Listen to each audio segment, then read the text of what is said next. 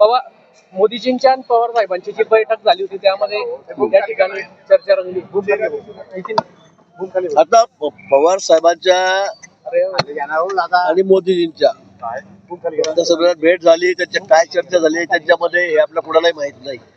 आता या सगळ्या वावड्या आहेत किंवा काय वस्तुस्थिती असेल पण ते आता आपण सांगू शकत नाही, मी सांगू शकत नाही. पण अतिशय वरिष्ठ पातळीवर डायरेक्ट मोदी साहेबांनाच ते भेटलेले आहेत परवा. त्यामुळे आज मला सांगता येणार नाही की ते काय बोलले, काय चाललेलं आहे. जेव्हा समोर येईल त्यावेळेस ते आपल्याला कळेल. हे मी बोलणं म्हणजे नुसतं हवेत बाळ उडवण्यासारखं होईल. हो, होतंय, येत आहे, जात आहे, होत नाहीये. मला वाटतं संजय राऊत म्हणतायत की देवेंद्र फडणवीस यांच्या हातातली आता महाराष्ट्रात राहायचं की केंद्रात जायचं. तुमच्या हातात काही नाही एवढं लक्षात ठेवा म्हणून नक्की. रोज काही ना काही नवीन वावड्या उठवायच्या आहे. दिल्लीत चालले, हे इकडे चालले, ते तिकडे चालले, ते जाणार आहे, ते जाणार नाही.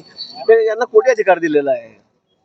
संजय राऊतांना अधिकार आहे सगळा हा आमच्या पक्षाचा. मी परवाही बोललो, यांना अधिकार आमच्या पक्षाने दिलेला आहे का की तुम्ही ठरवता आमचं काय करायचं, मुख्यमंत्र्यांचं काय करायचं, केंद्रात कोणाला पाठवायचं? यांना अधिकार दिला आहे का? उगाच काहीतरी वावड्या उठवायचं काम सतत करत असतात, संभ्रम निर्माण करत असतात लोकांमध्ये. पण त्यातून फलनिष्पत्ती काहीच नाहीये. मी वारंवार सांगतो की तुम्ही तुमच्या पक्षाचं बघावं, पण ते सोडून देतात. आणि उगाच आमच्या पक्षामध्ये काय चाललंय, शिंदे सेनेत काय चाललंय, राष्ट्रवादीचं काय होणार आहे, याकडे त्यांचं जास्त लक्ष आहे.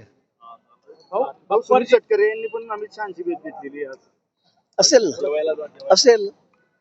आता ते नेते आहेत, खासदार आहेत, मला वाटतं त्यांचा अधिकार आहे. चालू का राजकीय वर्तुळात काहीतरी राज्याच्या आमच्या सोबत आहे. आम्ही सगळे महायुतीमध्ये आहोत. भेटीगाठी होत राहतील, नेहमी होतील.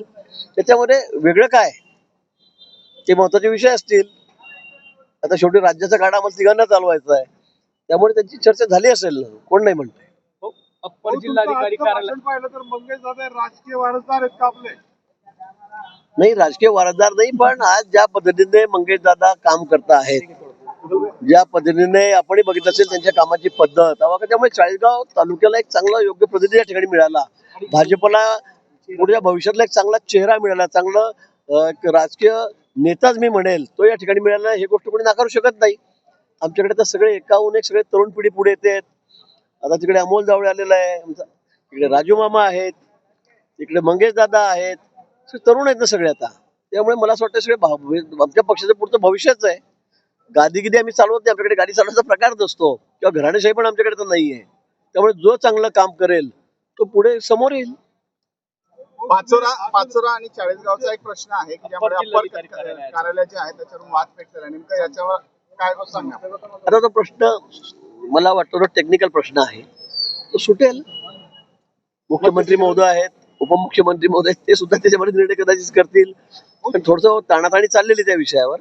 मला वाटतं पण तोही प्रश्न काही फार मोठा नाहीये, लवकरच सुटेल. आपण भाऊ, शालार्थ आयडी मध्ये संजय गरुड यांना अटक झालेली आहे. शालार्थ आयडी जो आहे त्याच्यामध्ये संजय गरुड यांना अटक झालेली आहे. हो, मला वाटतं मी स्टेजवर असतानाच मला फोन आला, तर मी तीच माहिती घ्यायचा प्रयत्न करतोय की नेमकं काय झालं, कुठे झालं. मला अजून त्या संदर्भामध्ये फार माहिती नाही, पण मला फोन निश्चित आलेला होता स्टेजवर असतानाच. म्हणून मी आता इथून गेलो की मी तीच माहिती घेणार आहे नेमकं काय झालं काय नाही झालं. शालार्थ आयडी घोटाळ्याची जी रक्कम आहे ती जवळपास 200 कोटीच्या घरात जाते. जळगाव शहरात अनेक संस्थांना बेकायदेशीरपणे बॅकडेटेड मध्ये मान्यता दिल्याचंही समोर आलेलं आहे.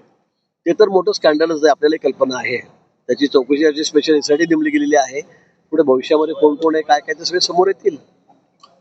भाऊ, आपण नाव ना घेता खडसेवर टीका केलेली आहे. नाही, मी त्यांच्यावर टीका करत नाही आता कधीच. ते अनेक लोकांना राज्यातल्या लागू आहे. अनेक लोक आहेत की जे अगदी शेवटपर्यंत म्हणतात मीच पाहिजे म्हणून.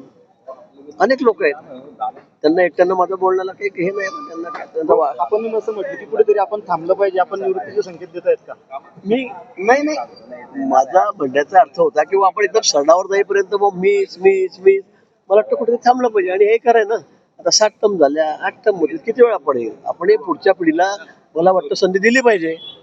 युवकांनाही संधी मिळाली पाहिजे, तरुणांना संधी मिळाली पाहिजे. नाही तर चालातली, उठातली, बसातली, टांगाटोल्या करून व्हीलचेअरवर चालायचं आणि आपण म्हणतो नाही मीच. मला वाटतं ते आपल्या डोक्याबाहेरचं आहे सगळं.